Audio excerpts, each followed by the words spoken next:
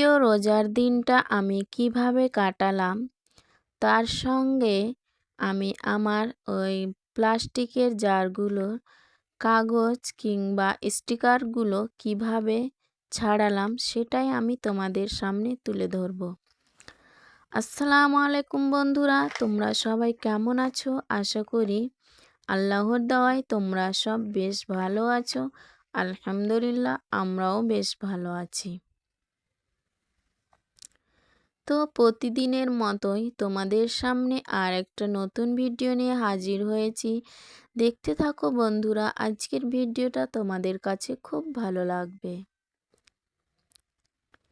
তো প্রত্যেক দিনের মতোই আজকে বেডরুম থেকেই তোমাদের মাঝে চলে এসেছি। তো আমি সকালে উঠে বাসি ঘরটা ঝাড় দিয়ে তারপরে আমি বিছানা গুছিয়ে নিচ্ছি। কারণ মানে রোজা হলে কি হবে, কিন্তু কাজ তো আছেই। রান্না বান্নাটা হয়তো নেই দিনের বেলায়, কিন্তু কাজ তো আছে। এই যত কাজ এমনি দিনগুলো যা কাজ করেছি রোজার দিনও সেই কাজগুলো করতে হয়। তো প্রথমে বলি, পবিত্র রমজানের শুভেচ্ছা সবাইকে। সবাই ভালোভাবে রোজা করো এবং রোজার দিনগুলো ভালোভাবে কাটাও, এটাই আশা রাখছি। এমনকি এটাই হবে, ভালোই হবে, খারাপ বলবো না, কি খারাপ হবে না।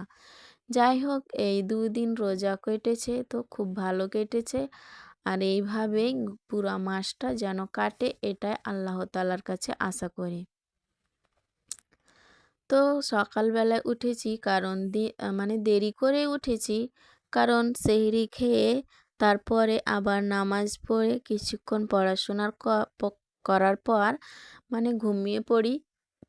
তারপরে ঘুমিয়ে তো শান্তি নেই, কারণ ছোট্ট মেয়ে তো উঠে খুব তাড়াতাড়ি উঠে যায়। হয়তো 1 থেকে আধা ঘন্টা ঘুমিয়ে থাকতে পারি, তারপরে মেয়ের জন্য কিন্তু উঠতেই হয়।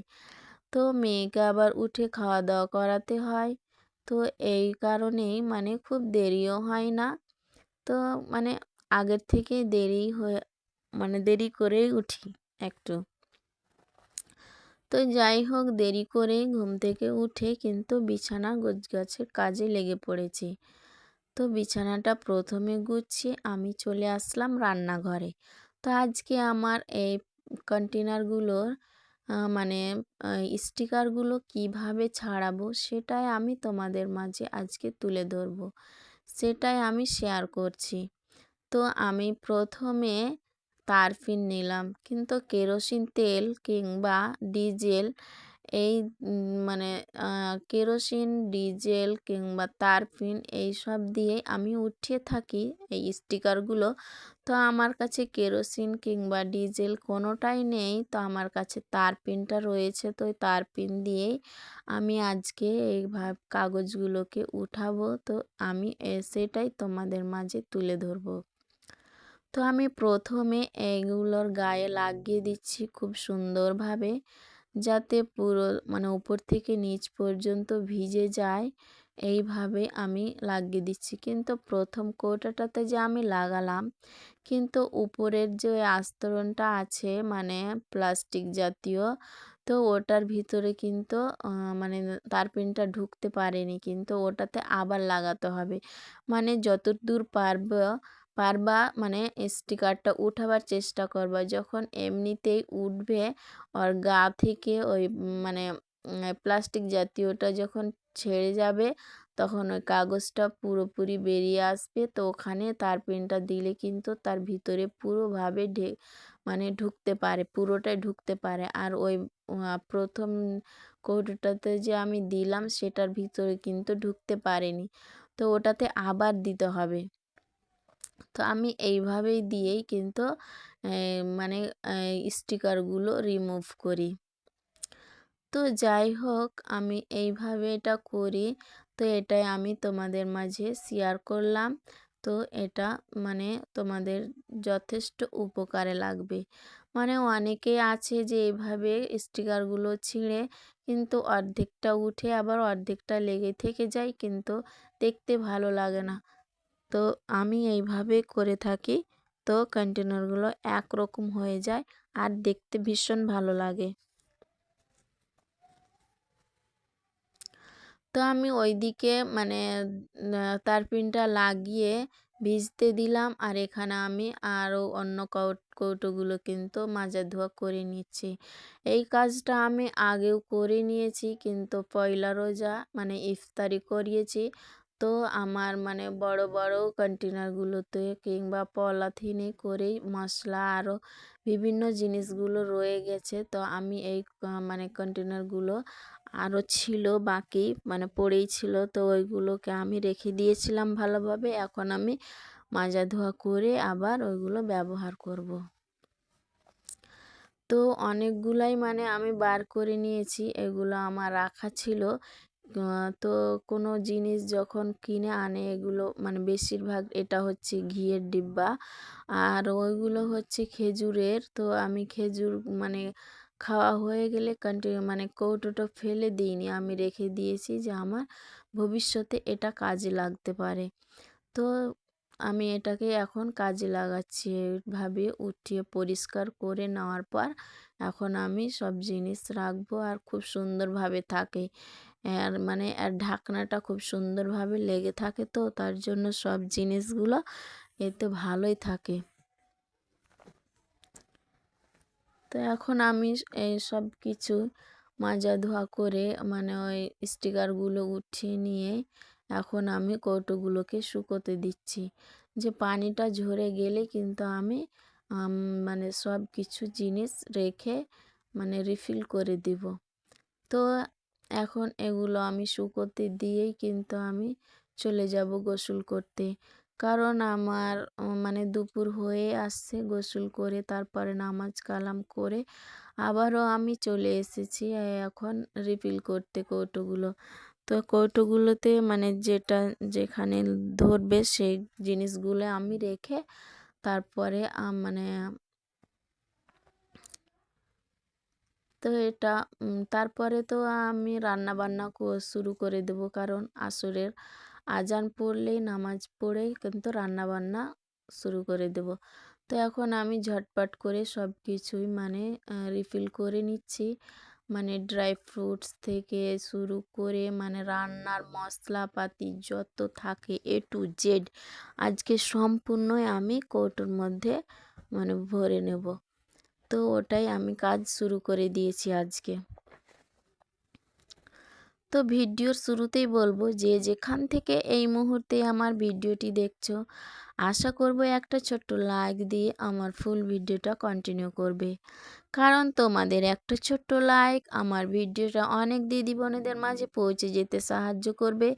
তাই আশা করব একটা ছোট্ট লাইক দিয়ে আমার ফুল ভিডিওটা কন্টিনিউ করবে।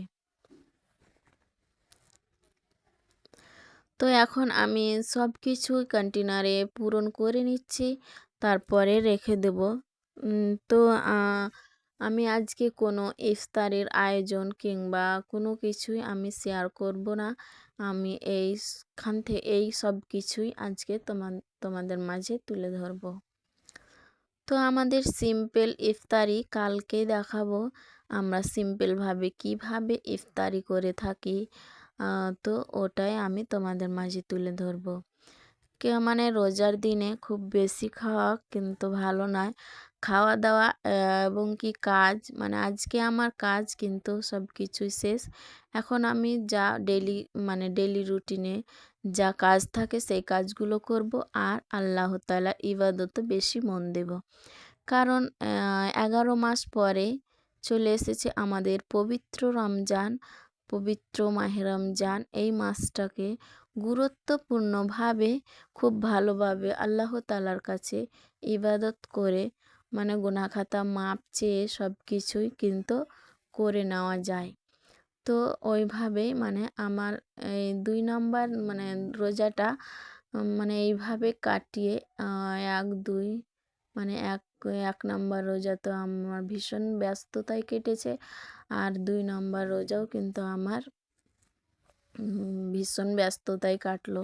কারণ গোছ গাছ সব কিছুই কিন্তু মানে 3 নম্বর রোজা অবধি আমাকে খুব ব্যস্ততায় কাটতে হয়েছে। তারপরে কিন্তু আমি এখন থেকে শুরু করে দেব ভালোভাবে। মানে কাজ কম, ইবাদত বেশি, খাওয়া দাওয়া কম, ইবাদত বেশি, এইভাবে আমি দিনগুলোকে কাটাবো। এটাই আশা করছি, আশা রাখছি ইনশাল্লাহ পারবো। আর এখন আমি সব কিছু হাতের মাথায় সব গুছিয়ে নিয়েছি, আর আমার বাজারঘাট করতে লাগবে না, কারণ আমার সব কিছু এখানে অলরেডি মানে আমি সব কিছু গুছিয়ে নিয়েছি। তো আমার কিছু বাজারঘাট করতে আর লাগবে না, আমি সুন্দরভাবে দিনগুলো মানে কাটাবো রোজা করে, ইবাদত করে। তো যাই হোক, আমার সব কিছু করা কমপ্লিট। এখন আমি তোমাদের একটু করে দেখিয়ে দিচ্ছি। তো যে সমস্ত দিদি বোনেরা আমার চ্যানেলের মধ্যে নতুন এসেছো কিংবা প্রথমবার আমার ভিডিওটা দেখছো, যদি আমার ভিডিওটা দেখতে তোমাদের ভালো লেগে যায় তাহলে লাইক, কমেন্ট, সাবস্ক্রাইব করতে কিন্তু ভুলো না। যারা অলরেডি কাজটি করে দিয়েছো তাদেরকে অসংখ্য ধন্যবাদ। তো আজকে আমি তোমাদের মাঝে এখান থেকেই থাকছি। এখন আমি তোমাদের মাঝ থেকে বিদায় নিয়ে নিচ্ছি। তো ভালো থাকো, সুস্থ থাকো, আর এইভাবে আমার পাশে থাকো, আর একটু একটু করে আমাকে আগিয়ে নিয়ে চলো। তো ভালো থাকো বন্ধুরা, সুস্থ থাকো আমার প্রিয় কলিজার টুকরা ভাই বোনেরা ও দিদি বোনেরা, সবাই ভালো থাকো, সুস্থ থাকো। আসসালামু আলাইকুম। আর পরবর্তী দিনে আমি তোমাদের মাঝে আবারও আরেকটা নতুন ভিডিও নিয়ে খুব তাড়াতাড়ি চলে আসব। তো দেখতে থাকো বন্ধুরা, খুব ভালো লাগবে। আসসালামু আলাইকুম, আল্লাহ হাফেজ।